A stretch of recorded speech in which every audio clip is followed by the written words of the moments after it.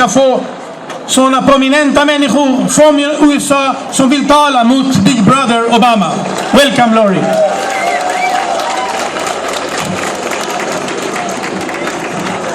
I'm going to ask, can we criticize Obama? And your response is, yes, we can. Should we criticize Obama? Yes, we should. Are you ready? Can we criticize Obama? Yes. Should we criticize Obama? Yes, we should. Can we criticize Obama? Yes, we can. Should we criticize Obama? Yes, we should. Thank you. As an African American, much like Cornel West, my criticism of Obama is because I demand more from him. And I'm taking him at his own word. So here is my statement to President Obama. President Obama, in your book, Dreams from My Father, you write against racism, you write against elitism, you write against blind nationalism. You followed in the footsteps of Black American civil rights leaders, civil rights defenders. You indicated that your work as a community organizer in the low-income neighborhoods of New York and Chicago, though grounded in Black American communities, was work you did as part of a global community, work done on the behalf of humanity. Now, Dreams from My Father was first published in 1995. And when you revitalized this book in 2004, you were a rising star. You amazed a global community with your speech at the Democratic National Convention in the US about the audacity of hope. Your words seem rooted in Black liberation theory. You borrowed the progressive sentiments of your former mentor, Reverend Jeremiah Wright, who you now no longer speak to. Now, with the phrase, the audacity of hope, or the audacity to hope, as Jeremiah Wright put it, he's describing a world where hope persists in the face of the ravages of famine, where hope persists against the drumbeat of war, where hope refuses to die in a world growing under strife and deprivation. Wright emphasizes, it is this world, a world where cruise ships throw away more food in a day than residents in poor cities see in a year, where capitalistic greed runs a world in need, a world which cares more about bombs for the enemy than bread for the hungry. Jeremiah Wright points out that it is in this greedy, war-filled world that we live, yet we must be bold enough or audacious enough. We must have the audacity to hope. President Obama, you once understood that hope is a sentiment, often fragile, which must be fed with action. You seemed sincere as you wrote your second book titled The Audacity of Hope. And as you rose to the US presidency, many in Sweden and around the world hoped with you, dreamed with you. Your eloquent, humanizing speeches soothed our ears and warmed our hearts. You made us believe in the possibility that a US president could make positive differences, not defined by some narrow view of American isolationism, but defined instead by the needs of humanity. And you have had some achievements, but I don't want to focus on those, because I'm here to push you beyond your comfort zone. I'm here to push you out of being simply a spokesperson for the American military complex. Because you see, now in 2013, instead of inspiring us to be bold enough or audacious enough to hope, your presidency worries us, angers us, betrays the foundation upon which you stood when you wrote Dreams from My Father and The Audacity of Hope. To your slogan of yes we can, we now answer no we can't trust you to act on the behalf of humanity. Your slogan of hope we can believe in has become a broken promise. If you were to write books reflecting on the past 5 years as a president of the United States, in all honesty, the books could no longer be titled Dreams from My Father and The Audacity of Hope. Instead, they would be called The Betrayal of My Father's Dreams, The Annihilation of Hope. Will that be your legacy? Will that be the legacy of your presidency? Here are a few examples of how you are annihilating, how you are destroying, how you are crushing hope. Hope for humanity was weakened as you accepted the Nobel Peace Prize, then behaved like previous warmongering U.S. presidents. Hope is annihilated as you fail to see that the life of 16-year-old Yemen-American Abdulrahman Anwar al-Awlaki was just as precious as the life of 17-year-old African-American Trayvon Martin, just as precious of the lives of all children and teenagers around the world. Hope is lost as you allow the building of more Israeli settlements in the Palestinian territories. Hope seems abandoned as you have removed troops in Iraq, yet left the country on the verge of civil war. Hope is seriously threatened as you close CIA prisons overseas, yet still hold prisoners in Guantanamo Bay under indefinite detention without formal charges or the possibility of a fair trial. Hope is extinguished as you claim to have only killed dozens, maybe hundreds of legitimate terrorist targets, when in fact, U.S. drone attacks have caused thousands of deaths, including many innocent civilians, especially children. For example, according to a Marine Times article from December 2012, U.S. military drones targeted 3 children in Afghanistan because they appeared to be digging a hole in the road. It is against these atrocities that you now ask us to actually trust that you honestly care about the lives of civilians in Syria? Dreams from My Father and The Audacity of Hope were books you wrote honestly with a lot of soul searching. I now ask you to search your soul, your heart, your intellect, as you ponder the answering to the following 2 questions. Number 1, when children and teens that have survived your drone attacks, when they become adults, what books will they write about you? What stories will they tell?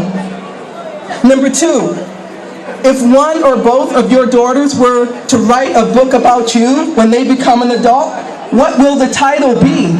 Nightmares from My Father? As I end this speech, Obama, you only have 3 years left.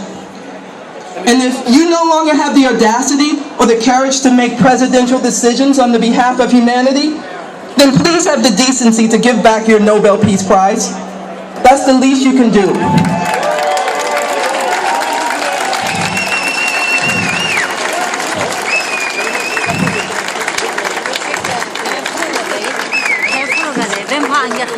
And yes, I can make these demands on you because you placed yourself among the great Black American civil rights and human rights defenders like Fannie Lou Hamer, Thurgood Marshall, Mahalia Jackson, Martin Luther King, and of course Malcolm X and Jeremiah Wright. And you are the one failing to live up to their legacies. Thank you.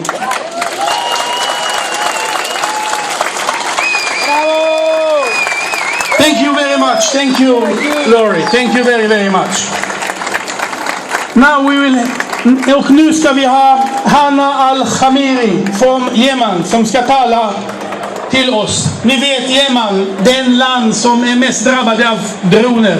Den land som de utomrättsliga avrättningar drabbar civila oskyldiga i största antal i världen.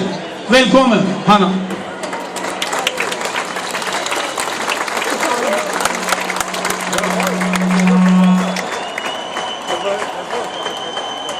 Jag sitter där med mina vänner. Vi skulle just spela fotboll. Då, plötsligt, kastade vi omkull av en våldsam explosion. Jag tittade upp och såg en bil som brann framför mig. En missil hade träffat den. Splittra hade träffat mig i foten. Men kände ingen smärta. Jag sprang mot huset medan blodet forsade fram mitt sår. En av mina vänner förlorade medvetandet. Någon kom med en bil och tog oss till sjukhuset. Den jag just hörde var ett vittnesmål från en 13-åring pojke i Yemen som hette Ali Hassan al-Wisabi. Ali är ett av många hundra barn som drabbats av amerikanska dronattacker. Idag har vi samlat här för att säga att ett litet fattigt land som hittar Yemen inte är något centrum för terrorism. Vi har samlat här för att säga att terrorismens centrum ligger i Washington.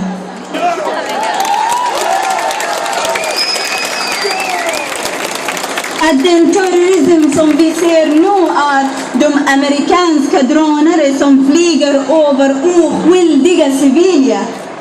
Att den terrorism som vi ser utgörs av den amerikanska krigsmaskin som dödar bybor, gravida kvinnor, barn och ännu en annan milisman som de påstår är med Al-Qaida. Obamas administration leder ett MADRA-program.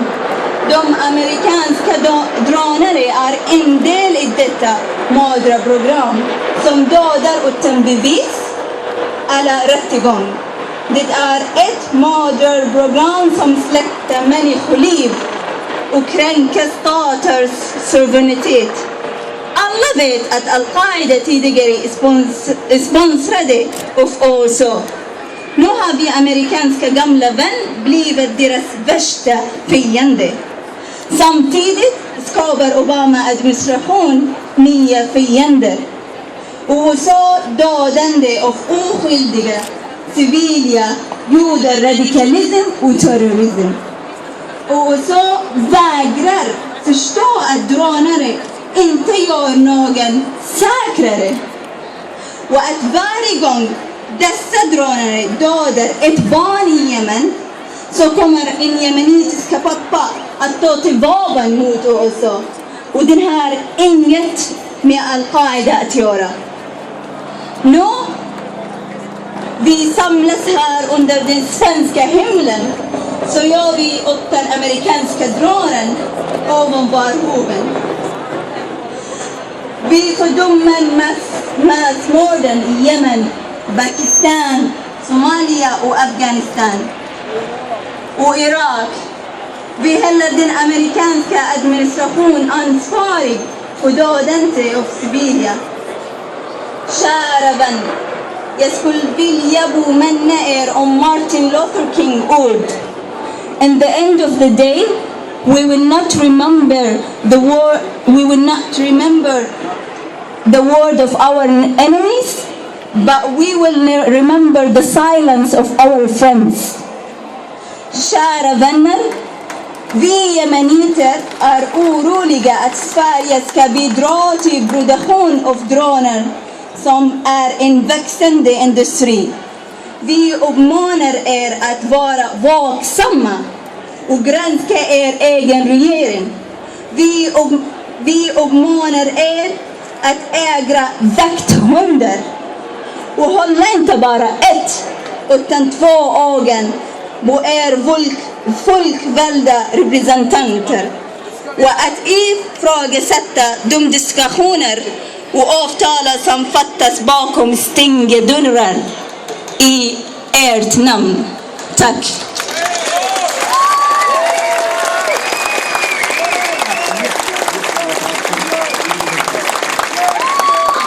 Tack Hanna, tack Hanna. Nu kan vi träna lite, någon sekund igen. Nej till bygg. Nej, jag säger nej till bygg och ni svarar Big Brother Obama. Okej? Nej till bygg. Brother Obama! Nej till bygg. Brother Obama! Nej till bygg. Brother Obama! Bra. Nu ska vi ha the one and only one, Berang Mary.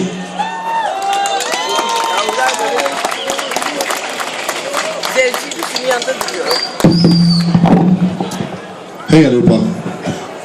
Jag tänkte köra några dikter och rappa lite, men jag ville först ge en applåd till våra föregångna talare. Ge dem en applåd, det var fantastiskt faktiskt. Och framförallt som Laurie säger att Folk som Martin Luther King hade förmodligen vänt sig i graven just nu liksom. Det var 50 år sedan förra veckan som han höll ett tal om I have a dream, och den drömmen har blivit ett drönare, tyvärr. Så är det. Jag har skrivit en dikt som jag hoppas att ni uppskattar. Den är på engelska. They say they're blessed by God, but they dropped them bombs. Baghdad, Kabul, Viet Cong. Some people want to find the righteous path. I got nothing against people, it's just some leaders that we need to be after, man. For the aftermath of the aftermath, every people needs some flashbacks. Tell me what's after that. Preachers preaching people reason designed to help. But they got no class like teachers, tutoring the evolution in the Bible Belt. Don't mind yourself, cause your mind's in spell. Your writing smells like Fox News. Tell me what's new.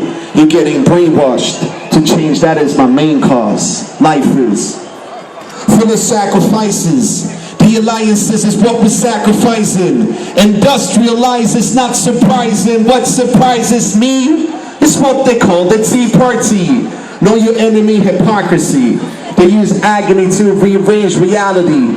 Call it animosity, possibly larceny, like child pornography. Sarah Palin debating democracy. A slave all patriarchic society led by Nicolas Sarkozy.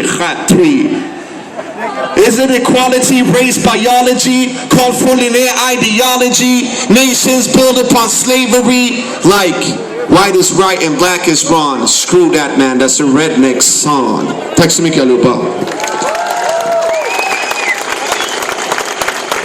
Det är många av oss som har fallit offer för den amerikanska utrikespolitiken och politiken generellt. Vi är många som har vandrat hit av olika anledningar. Från Chile, Argentina till Afrikas zon, Mellanöstern, sen Balkan, you name it. Och vi är trötta på det. Det finns en anledning till att vi har så många papperslösa. Det är inte på grund av att folk väljer att fly eller väljer att vara papperslösa. Det är på grund av den politiken som just nu förs med den ledande världspolisen i centrum. Nästa låt som jag tänkte köra, en låt som heter Papperslös. Just för att jag ser den kopplingen. Jag hoppas vi alla ser den kopplingen tillsammans. Och att vi på något sätt kan stå upp för allas lika värde och för mänsklig värdighet. Och för den sanna demokratin där alla är inkluderade. Och där drönare går bort. Och där de här typen av attacker mot civila går bort. Och som Louis sa där med Nobels fredspris. Fred skapas inte via drönare. Fred skapas inte genom att man inte jobbar med sann resursfördelning. Fred skapas inte av att man säljer ut varenda del av vår egen välfärd. Och att vi kopierar det amerikanska systemet. Det är inte där fred kommer ifrån. Du kan sätta på låt nummer 3. Och innan jag sätter på den så skulle jag vilja få med er lite. Så när jag sträcker upp min hand så här så skulle jag vilja ni gör wow, okej? Okay? Att ni sjunger wow. Är ni med? Jag testar en gång till så vi får till en interaktion. Högre. Högre. Bra, vi kör låt nummer 3. Papperslös. Vi får gärna på rätt i takten så vi marscherar tillsammans. Hej! Han har blivit jagad av en general, tvungen att lämna din stad så det föds i alarm. Migrationsverket vet inte huvudet är vad, så det tvingas nu vara kvar. Vissa vinner val på att du ska på ett plan tillbaks till Afghanistan. Så du har inget val, du måste vara illegal. Ingen hinner sånt, ta en kontrakt med mera begå på. Bara för att man existerar. Falla flytten med hugga vis min bror. Men han som lagat den har inget hem. Och kan vi system nu så ser det visste du.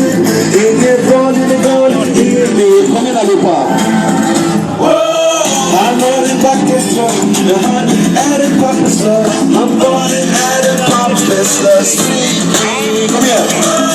Hon är en hemlös röst, röstlös som en papperslös. Hon barnen är en papperslös. Alla upp en hand, kom igen. Stort upp en hand. Hej, hej. Lyssna. Hej. Han är här för att försörja familjen. Och där sista lever vi ska om man skickar sörmat och till massa förslag. För en filten är det. Om ingen av dörren går döden. Jag hörde han blöder. Jag döder, jag döder. Familjen behöver döden. Annars blir det märkligt. För Europa går över till union. Ska man sota för de lärande uniform. Säg vilken mat det kommer Europas lust. att det går på dem, då blir allting svårt.